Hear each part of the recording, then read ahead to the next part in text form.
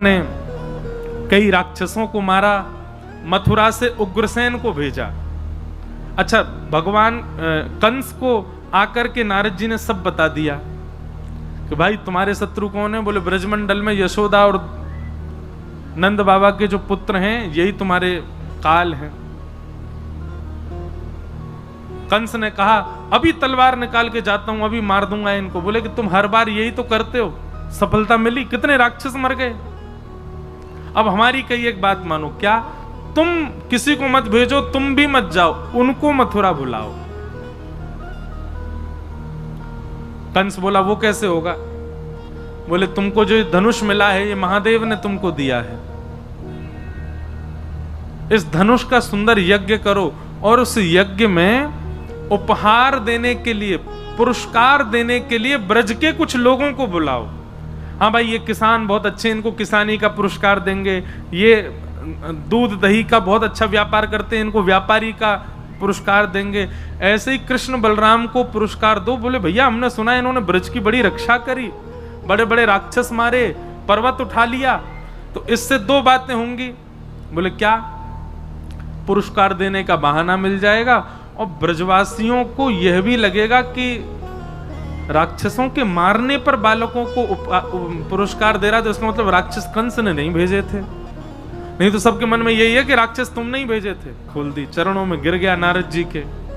नारद जी बोले अब मैं विलंब नहीं चाहता, परसों तुम्हारे हाथ कृष्ण की मृत्यु देखना चाहता हूं, बस तभी मुझे गुरु दक्षिणा मिलेगी। कंस बोले चिंता मत कीजिए, अभी बुलवाता हूं मैं। और यहां अक्रूर जी को बुला करके कंस ने कहा कि तुम वृंदावन जाओ, जाकर के कृष्ण बलराम को लेकर के आओ, और यदि तुमने ये कार्य नहीं किया तो मैं तुम्हारा वध कर दूंगा। अक्रूर जी बोले कहीं पूतना, अघासुर, बकासुर, धेनुकासुर की तरह मथुरा से आया हुआ मुझको जान करके कृष्ण मार ना दें। ये भी मथुरा से ही आया, इसको भी मारो। लेकिन तभी अक्रूर जी के मन में आया कंस के हाथों से मरना अच्छा, मैं उनके हाथ से ही मर जाऊंगा। और अक्रूर जी वृंदावन की ओर निकल पड़े। यहां नारद जी वृंदावन पहुंच गए और ठाकुर जी को एकांत में पकड़ करके कहा, बोले ये सब क्या कर रहे हो ठाकुर जी, आप रास बिहार कर रहे हो, चोरी माखन की कर रहे हो, ग्वाल बालों के संग किलोल कर रहे हो, आनंद कर रहे हो, कंस को कब मारोगे आप? कंस का वध करना है, उसके बाद द्वारिका की स्थापना करनी, 16,108 विवाह करने, महाभारत का युद्ध करा के पूरे विश्व को गीता का ज्ञान दे करके और सब व्यवस्थित करके धर्म स्थापित करके पुनः आपको वैकुंठ आना है। बंधुओं, जब नारद जी ने ये सब बात बताई ना, छोटे से कन्हैया साथ अभी 11 वर्ष के हुए ठाकुर जी,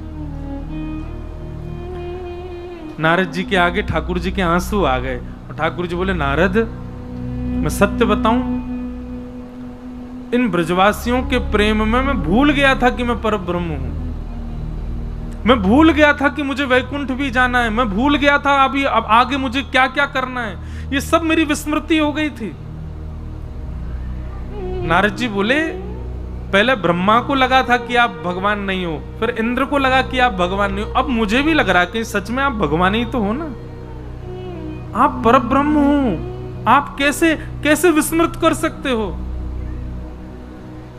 ठाकुर जी बोले ज्ञान में सामर्थ्य नहीं है पर ब्रह्म को बांधने के, वैराग्य में सामर्थ्य नहीं है, पर इन ब्रजवासियों का जो प्रेम है ना, इस प्रेम में सामर्थ्य है कि जगत नियंता पर ब्रह्म भी विस्मृत हो सकता है कि मैं पर ब्रह्म हूं।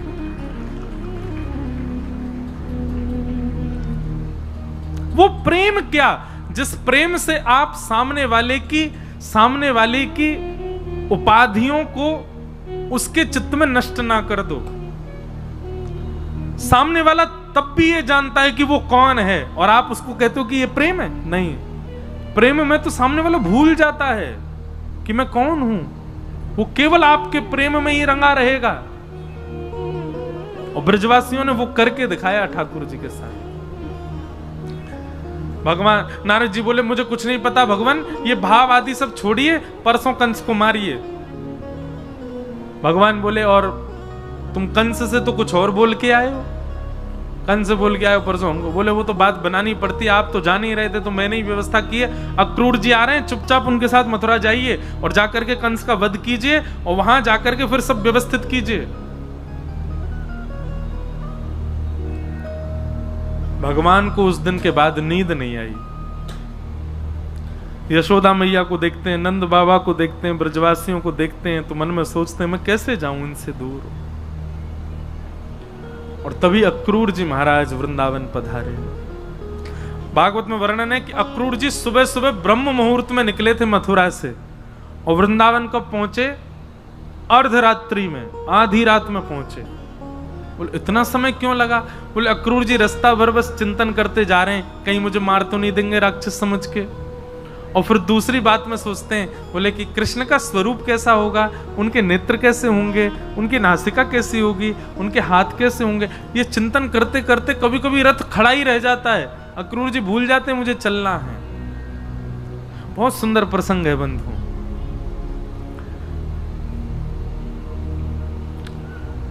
ठाकुर जी को ब्याह करना है आज। भगवान अक्रूर जी वृंदावन पहुंचे और वृंदावन जाकर के उन्होंने समाचार दिया कि मथुराधिपति कंस ने आपके दोनों पुत्रों को पुरस्कृत करने के लिए बुलाया है। अब ये बात सुनकर के नंद बाबा आदि कुछ बड़े बुजुर्ग तो प्रसन्न हुए, हमारे लालान को पुरस्कार मिलेगा। लेकिन ब्रज के समस्त प्रेमी ब्रजवासी और यशोदा मैया को जैसे ये बात पता चली कि लाला मथुरा जा रहे हो कंस के पास, ये सुन करके सब दुखी हो गए, रुदन करने लगे। सबको रो तो देख ठाकुर जी आए और ठाकुर जी आके क्यों रो रहे हो आप लोग? बोले लाला तू मथुरा जा रहे हो, कंस के पास जा रहे हो। भगवान बोले 3 दिन के काजी तो जा रहा हूं, कल जाऊंगा परसों रुकूंगा, बाकी अगले दिन तो आ जाऊंगा मैं, और कल जाऊंगा परसों ही आ जाऊंगा, 2 दिन में ही आ जाऊंगा मैं तो। सब ब्रजवासी बोले लाला हम तेरे बिना एक क्षण ना रहे, आज तक जब से तेरा जन्म भयो है ऐसा कोई वृंदावन ब्रजवासी नहीं जिसने ठाकुर जी को नित्य निहारा ना हो। बोले लाला जे 2 दिन हम कैसे रहेंगे? ठाकुर जी थोड़े रूठ गए, बोले दुनिया के बालक घूमबे जामे, मोह तो ऐसा लगे तुम सबरे मुंह को घर में ही बुढ़ो कर लोगे या ब्रज से बाहर ही ना जान दोगे। अरे मैं तो बालक हूं, मेरा तो मन करे बाहर जावे को, मेरा तो मन करे घूमबे को। अरे कह दे ना परसों आ जाऊंगा, अब रोका ही को रहे हो। ठाकुर जी उदास है कि बैठ गए तो सब ब्रजवासी बोले लाला की बात तो सही है। अरे भैया बालकन को मन करे घूमबे को, लाला को मन हेरो होगो। सब ब्रजवासी के बोले लाला तू ऐसे उदास मत हो, तू चलो जा, लेकिन सुन आ जाएगा ना और जल्दी आ जाइयो लाला, इतना समय मत लगाइयो। ठाकुर जी बोले मैं परसों आ जाऊंगा। और जब जब ठाकुर जी कहते हैं परसों आ जाऊंगा, नेत्र बंद कर लेते हैं, आंसू निकलने लगते हैं ठाकुर जी के। ब्रजवासी ठाकुर जी तो इसलिए नेत्र बंद करते हैं कि मैं कैसे बताऊं कि अब मैं आऊंगा नहीं। और ब्रजवासी यूं सोचे अरे लाला देख हम तो ऐसे ही रो रहे कि हम तो ते प्रेम करें, लेकिन लाला हम तो कितना प्रेम करें, देख रो रहो बेचारो, अपने हृदय से लगा ले। अरे लाला तू परसों आ जाएगा ना, काय बात की चिंता।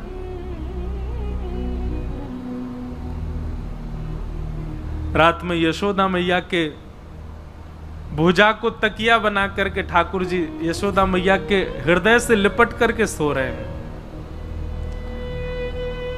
आंसू आ रहे हैं, बार बार यशोदा मैया के तन की सुगंधी को भीतर लेते हैं। बोले मैया मैं कैसे बताऊं कि अब मैं कल चलो जाऊंगा फिर कभी नहीं आऊंगा।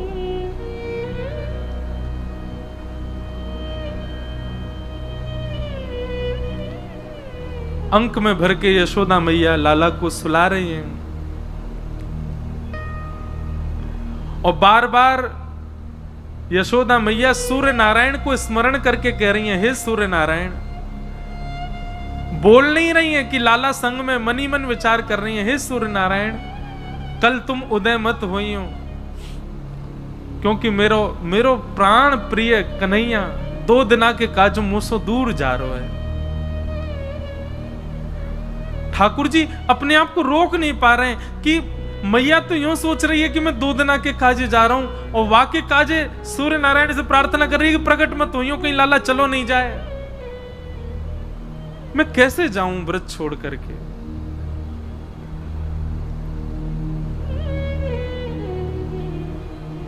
बार बार ठाकुर जी मन में विचार कर रहे हैं। ठाकुर जी ने नेत्र बंद करके यशोदा मैया के अंग में भरे भरे ब्रह्मा जी का स्तवन किया, शंकर जी का स्मरण करके, सब देवताओं का स्मरण करके कहा, किसी में यदि भाव हो तो वैकुंठ की पदवी संभाल लो, किसी में भाव हो तो वो परब्रह्म बन जाओ, मोह या ब्रज से दूर नहीं जानो, मैं सदा या ब्रज में ही रहना चाहूं। अरे भैया, या संसार को कोई और संभाल लो, मेरे बस की बात नहीं है, मैं अब इन ब्रजवासीन के प्रेम में बंध चुका हूं, मैं ना ही जा सकूं यहां से दूर। 33 कोटि देवता स्मरण करने लगे, स्तवन करने लगे। लक्ष्मी जी आकर के भगवान को उनके तत्व का बोध कराने लगी, और बार बार कह रही हैं कि नाथ, आप सामान्य बालक नहीं हैं, आप क्यों भूल रहे हैं, मैं आपकी गृहिणी हूं, आप साक्षात परब्रह्म नारायण हैं, शंख चक्र गदा पद्म चतुर्भुज स्वरूप है आपका, आप कैसे इन ब्रजवासियों में इतने आसक्त हो सकते हैं?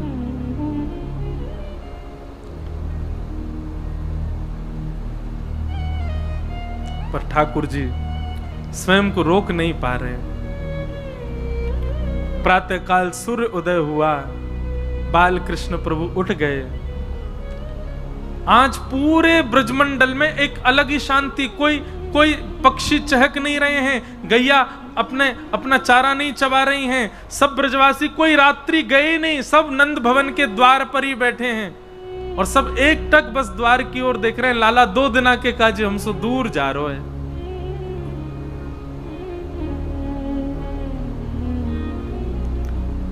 ठाकुर जी नहा धो के तैयार भये। आज अलग की एक अलग प्रकार की सुस्ती है ठाकुर जी के मुखमंडल पर, कोई सो नजर नहीं मिला पा रहे हैं। जैसे ही नंद भवन से बाहर निकल के आए, जहां तक दृष्टि जा रही है सब ब्रजवासी खड़े हैं, और सब ब्रजवासी हाथ जोड़ करके कह रहे हैं, लाला तू परसों आ जाएगा ना? ठाकुर जी कह रहे हैं, हाँ मैं परसों आ जाऊंगा। और ज्यों ज्यों ठाकुर जी चरण आगे रथ की ओर बढ़ा रहे हैं अक्रूर जी के साथ, एक एक 2 ब्रजवासी मूर्छित हो करके गिर रहे हैं, ठाकुर जी को जाते देख नहीं पा रहे हैं। तभी पता नहीं क्या हुआ, अक्रूर जी के मन में आया कि ठाकुर जी यहां से ब्रजवासियों से मिल रहे हैं, और ये सब ब्रजवासी इस भ्रांति में हैं कि 2 दिन में ठाकुर जी आ जाएंगे, मुझे सत्य बता देना चाहिए, सबको बताऊंगा ये तो उचित नहीं।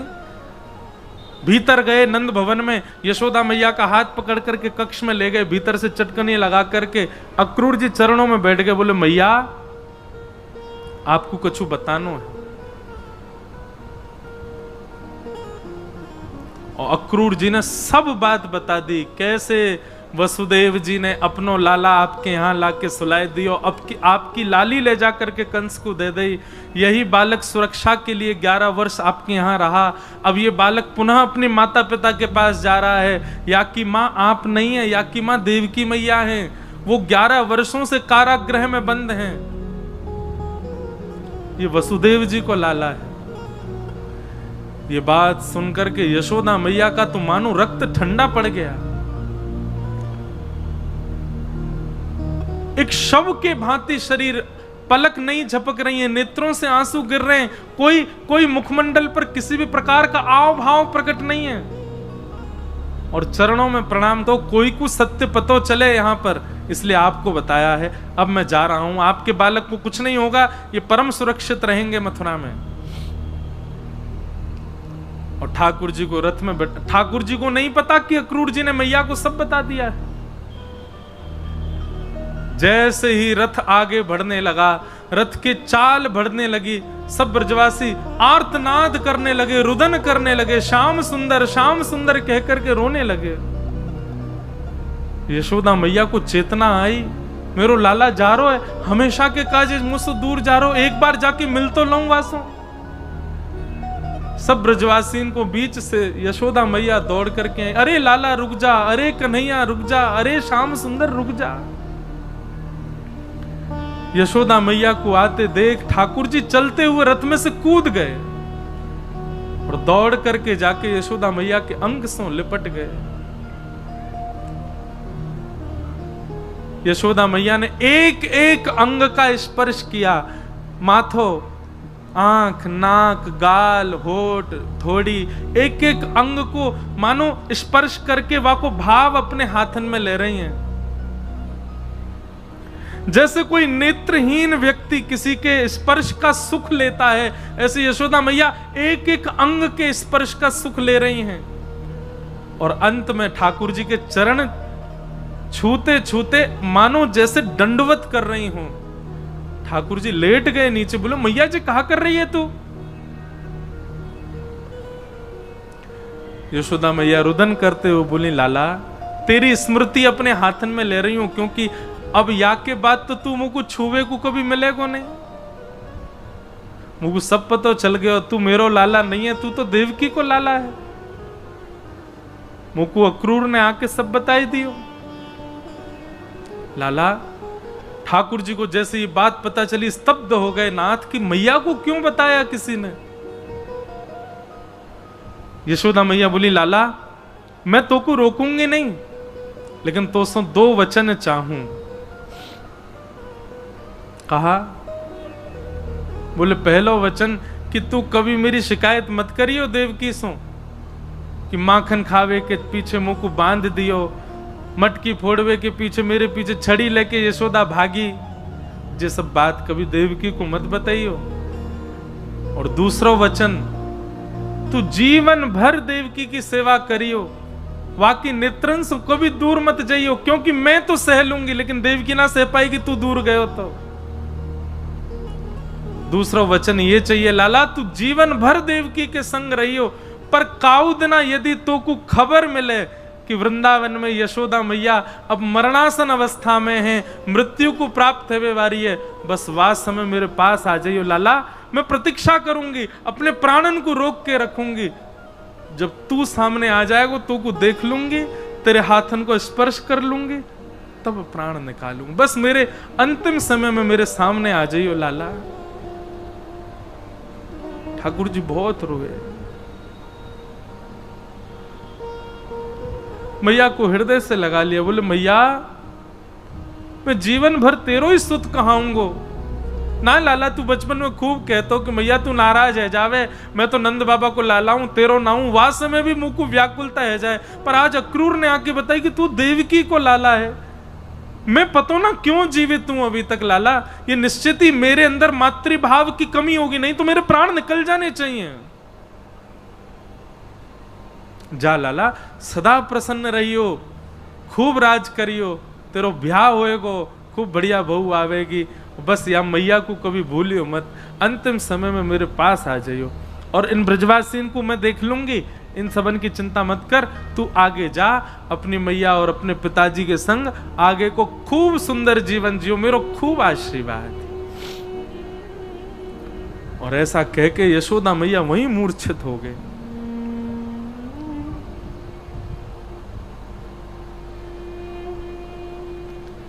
ठाकुर जी नहीं जा पा रहे हैं व्रत छोड़ करके।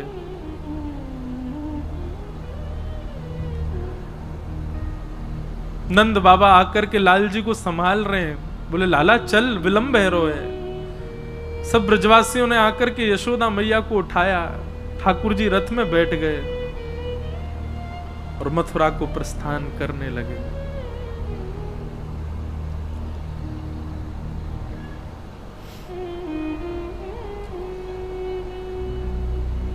कान्हा तेरी जोहत रह गई बात, जोहत रह गई बात। सब ब्रजवासी देखते रहे ठाकुर जी के रथ को। अब लाला वापस आ जाएगो, जे हम हमसे दूर जा ही ना पावेगो, नेक दूर रथ जाएगो, सोई कूद के आ जाएगो, पर ठाकुर जी नहीं आए। चले गए ठाकुर जी मथुरा। हमारे ब्रज के अनेक भावों में और शास्त्रीय प्रमाण भी है कि जैसे ही अक्रूर घाट आता है मथुरा और वृंदावन के रास्ता में, वहां अक्रूर घाट पे अक्रूर जी ने रथ रोका स्नान के लिए, उतने में ही ठाकुर जी ने 2 रूप धारण कर लिए। और 2 रूप कैसे धारण किए? एक ठाकुर जी का ऐश्वर्य रूप है, जो जगत नियंता जगदाधार पर ब्रह्म, जो राक्षसों को मारते हैं, सबके ऊपर निर्देश करते हैं, वो ऐश्वर्य रूप धारण किया।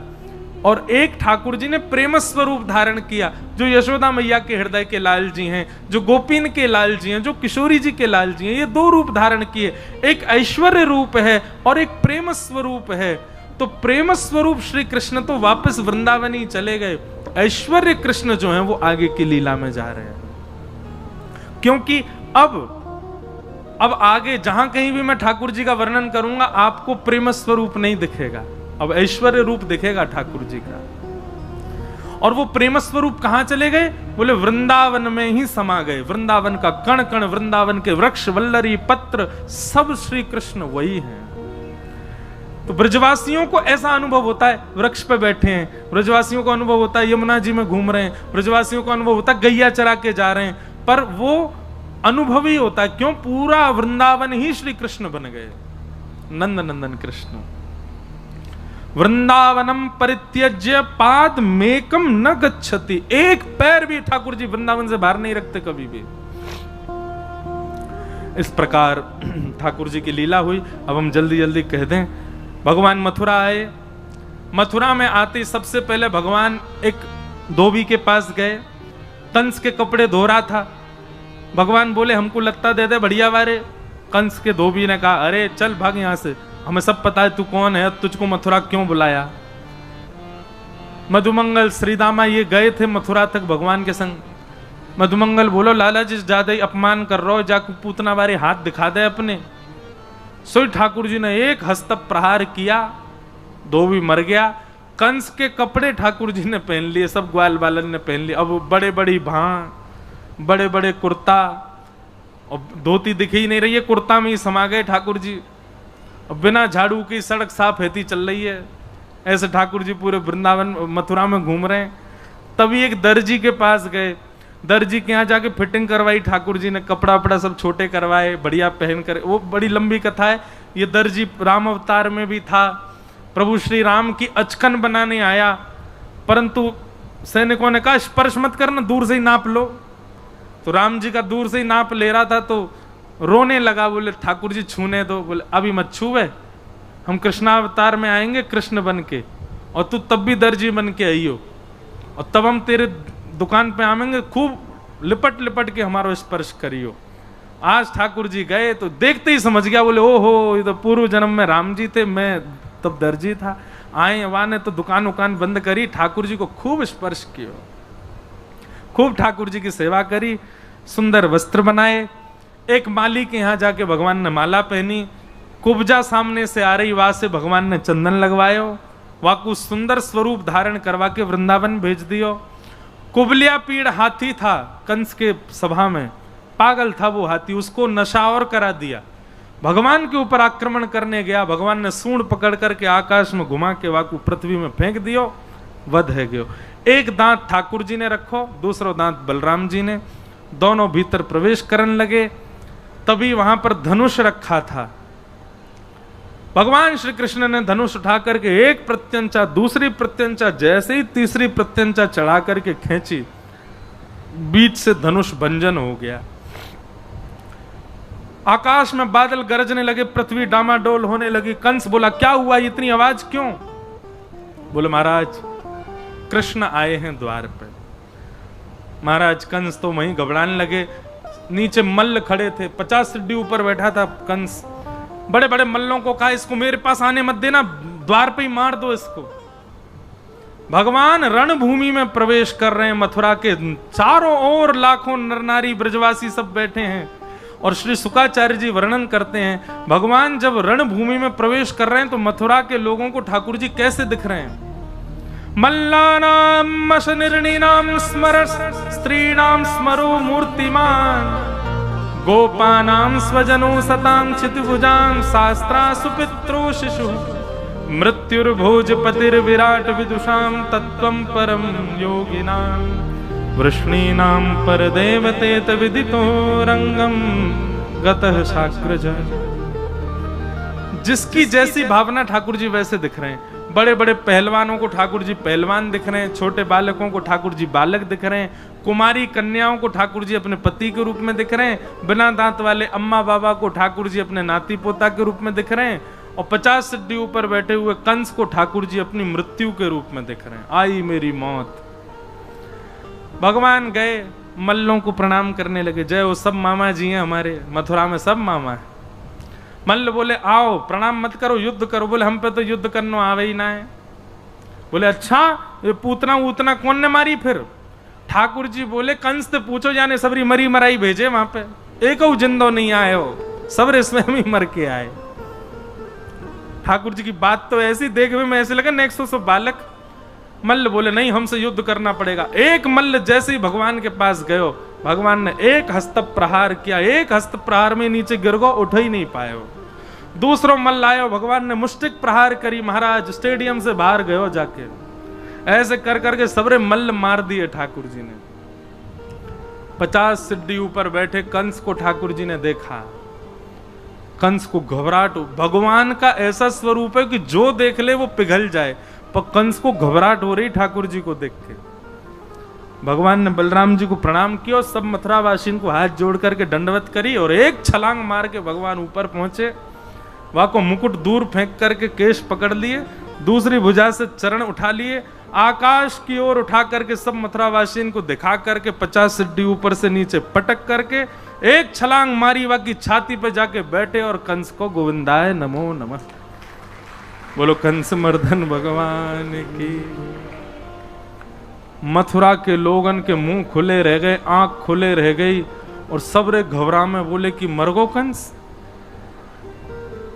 भगवान ने चारों ओर देखी, बोले विश्वास ना हेरो दिखे।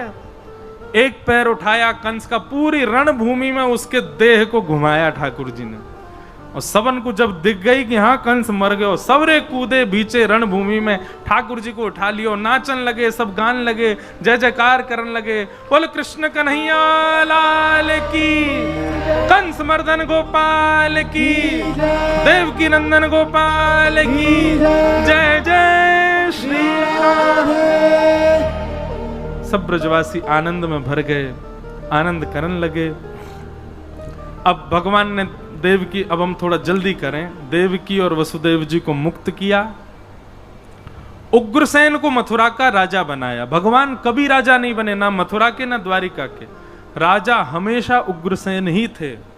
भगवान कभी सिंहासन पर नहीं बैठे, पर प्रेम से सब उनको कहते थे राजाधिराज महाराज देवकी नंदन वसुदेव नंदन मथुराधीश भगवान की जय।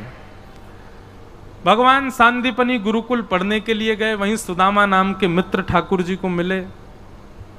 लौट करके भगवान जब पुनः मथुरा आए, ब्रज की बहुत याद आई, तो भगवान ने उद्धव को वृंदावन भेजा।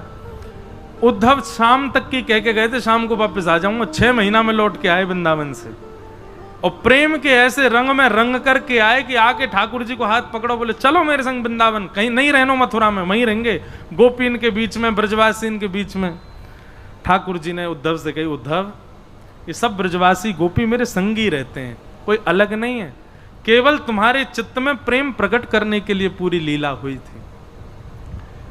मथुरा पर कंस के ससुर जी जरासंध ने चढ़ाई कर दी, मेरे दामाद को मार दिया, और एक नहीं 17 बार चढ़ाई की मथुरा पर। हर बार कृष्ण बलराम ने मिलकर के पूरी सेना को मार दिया, अकेले जरासंध को छोड़ देते। हर बार जरासंध फिर जाता, फिर से सेना इकट्ठी करके लाता, फिर चढ़ाई करता, भगवान फिर छोड़ देते। अब की बार जरासंध ब्राह्मणों की सेना लेकर के आया, या ब्राह्मणों को अनुष्ठान पर बैठा करके आया, तो ब्राह्मणों के हित के लिए भगवान ने मन में विचार किया, बोले कि भैया ब्राह्मणन को कहीं श्रम नहीं है जाए। सो ठाकुर जी रणभूमि में युद्ध करते करते बलराम जी का हाथ पकड़ करके रणभूमि से भाज गए। बोलो रण छोड़ राय भगवान की। विप्रधेनु संतन के कारण, रण छोड़ो ब्रजनाथ। विप्रधेनु संतन के कारण, रण छोड़ो ब्रजनाथ। गोमती तट द्वारवती पधारे, गोमती तट द्वारवती पधारे, कहलाए द्वारिका नाथ।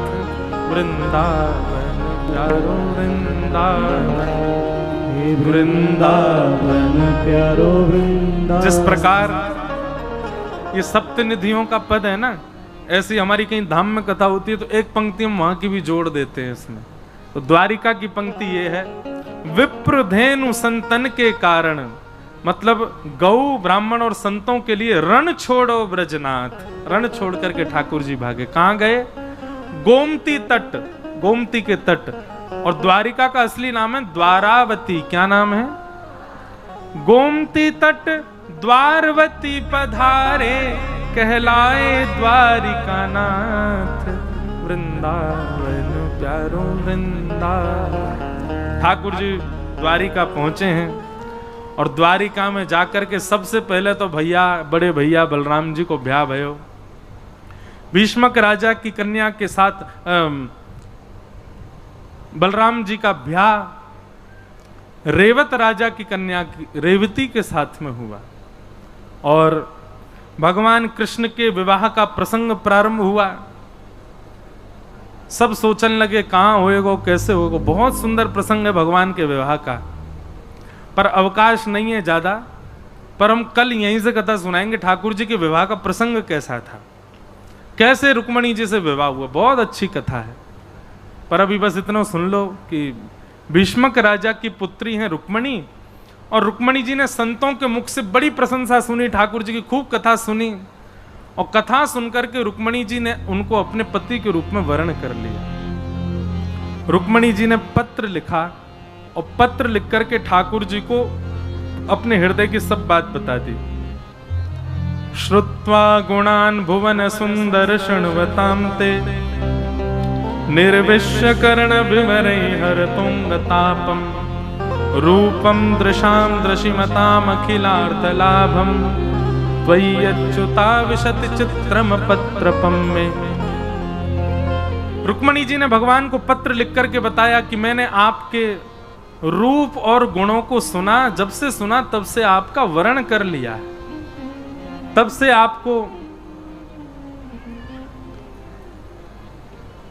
आपको अपने पति रूप में मान लिया है। आप आकर के हमारा वर्ण करो। बहुत सुंदर पूरे 7 श्लोक हैं रुक्मणी जी के। एक एक श्लोक में इतना सुंदर भाव रुक्मणी जी कहते हैं। कल हम यह श्लोक की भी व्याख्या विस्तार से करेंगे। रुक्मणी जी ने पत्र लिख करके भेजा। ब्राह्मण सुदेव नाम के ब्राह्मण गए और जाकर के भगवान को पत्र सुनाया। पत्र सुनते ही ठाकुर जी खड़े हो गए, रथ में जाकर के बैठे, सुदेव ब्राह्मण को बैठा करके सीधे कौंडन्यपुर आए। और कौंडन्यपुर आकर के भगवान ने, रुक्मणी जी देवी पूजा के लिए जा रही हूं। आहा, जय जय गिरिवर राज किशोरी, जय महेश मुख चंद्र चकोरी।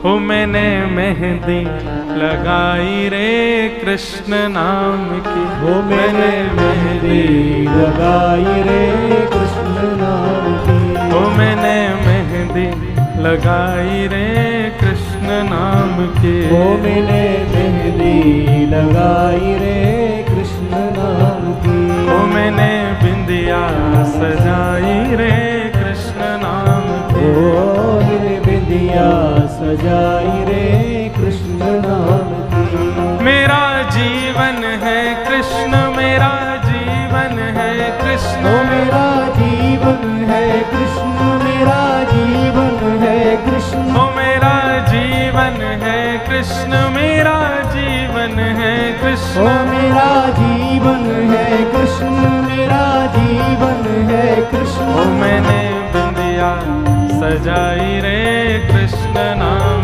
की। मैंने बिंदिया सजाई रे कृष्ण नाम की।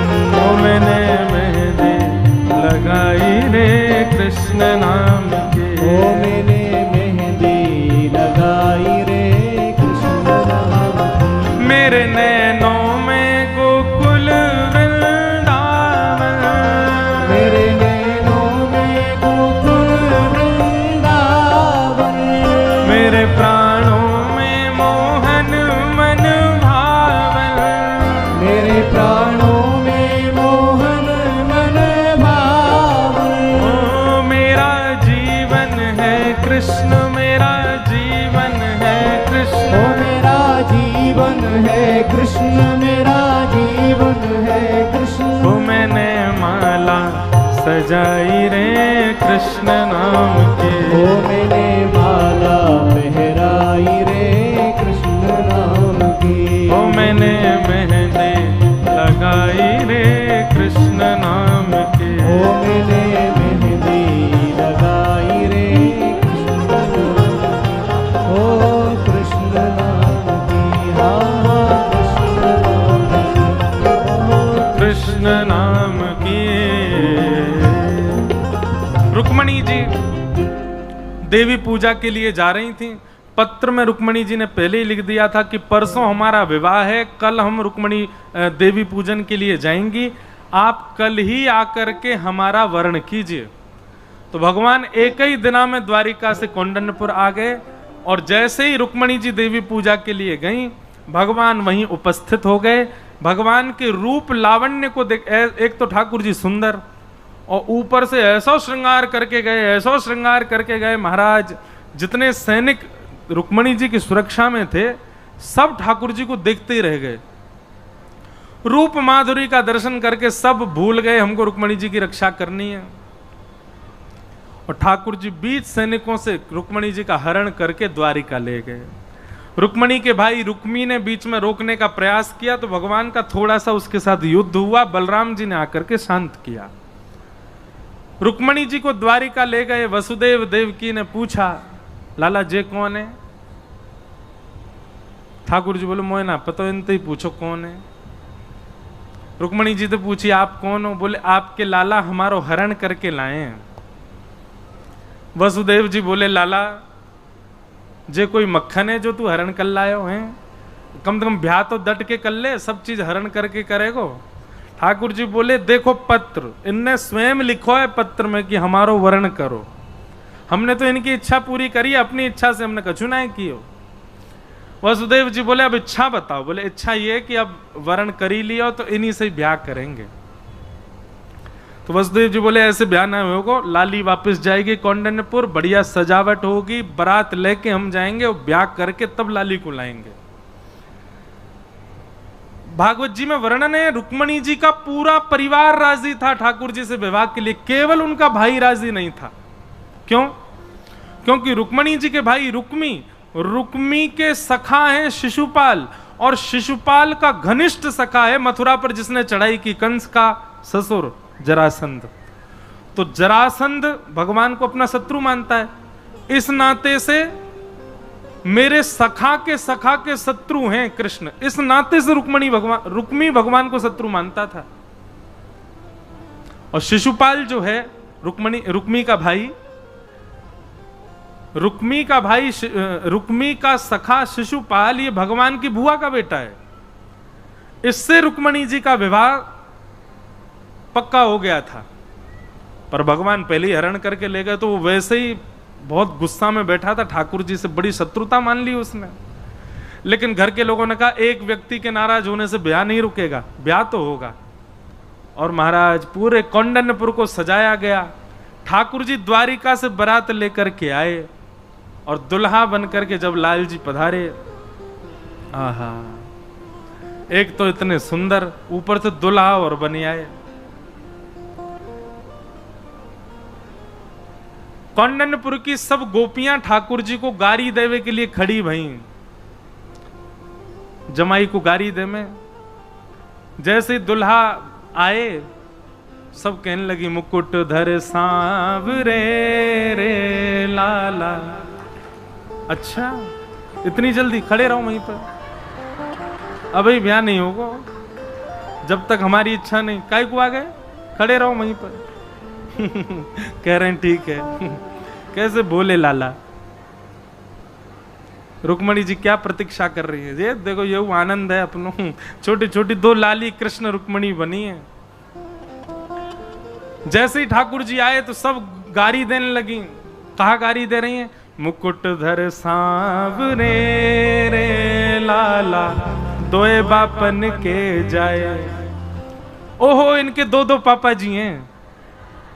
एक द्वारिका में बसे रे लाला, दूजे गोकुल राय, मुकुट धर सांवरे रे लाला, दोए बापन के जाए। महाराज जैसे ही गारी देने लगी, ठाकुर जी अब तक तो नीची नजर करके बैठे, जैसे ही ठाकुर जी ने कटाक्ष ऊपर करके उन गोपीन को देखो जो गारी दे रही, सबरीन की जीभ कट गई, दांतन के नीचे आ गई ठाकुर जी को रूप देखते ही। और ठाकुर जी को गारी देनो भूल गई सबरी, भीष्मक राजा को गारी देने लगी, रुक्मणी जी के पिताजी को गारी देने lगी। ऐसी ठाकुर जी की अद्भुत छटा। सब लोग नाच रहे हैं, गा रहे हैं, सब लोग सांवरिया बोलियो मेरे पीछे हैं। हो मोहे प्यारो लागे सांवरिया। अच्छा देखो ऐसी बारात देखी आपने? अकेलो दुल्हा है और एक भिंडला सखी संग में। भाव से दोनों भुजा उठा के गाओ, सांवरिया बोलियो। मोहे प्यारो लागे सांवरिया, मोहे प्यारो लागे सांवरिया, आज दुल्हा बने हैं सांवरिया, ओ बड़े सुंदर सजे हैं सांवरिया, ओ बड़े चोखे सजे हैं सांवरिया, ओ बड़े प्यारे लगे हैं सांवरिया, मोहे प्यारो लागे सांवरिया, मोहे प्यारो लागे सांवरिया, ओ मोहे प्यारो प्यारो लागे सांवरिया, ओ ये तो द्वारिका के राजा सांवरिया, ओ ब्रज के हैं ग्वाला सांवरिया, ओ आज दुल्हा बने हैं सांवरिया, ओ बड़े सुंदर सजे हैं सांवरिया, मोहे प्यारो लागे सांवरिया, मोहे प्यारो लागे सांवरिया, मोहे प्यारो प्यारो लागे सांवरिया, ये तो वसुदेव लाला सांवरिया, ओ नंद जी के हैं लाला सांवरिया, ओ मथुरा के राजा सांवरिया, ओ आज दुल्हा बने हैं सांवरिया, मोहे प्यारो लागे सांवरिया, मोहे प्यारो प्यारो लागे सांवरिया, मोहे प्यारो लागे। सांवरिया। अब ठाकुर जी की भैया जयमाल है रही है, झटपट करो भैया, जल्दी समय नहीं है ज्यादा, झटपट कर दो ब्याह हैं। और पहली बरमाला रुक्मणी जी डाल दो ठाकुर जी को। हाँ, रुक्मणी जी पतो ना है कि मैं ही रुक्मणी हूं। बोलो रुक्मणी रमण भगवान की। और ठाकुर जी ने वो पहना दे रुक्मणी जी को। जय हो, बधाई हो, बधाई हो, आई हो, बधाई हो। अब देखो कोई को बुरी लगे सो लगे, पर हमारे काज तो भैया ये राधा और श्री ठाकुर जी, हमारी नहीं तो राधा रमन है। हमारे यहाँ तो ब्रजमंडल में रुक्मणी जी थोड़े, किशोरी जी तो ब्याह होएगा ठाकुर जी को। हे श्यामा हृदय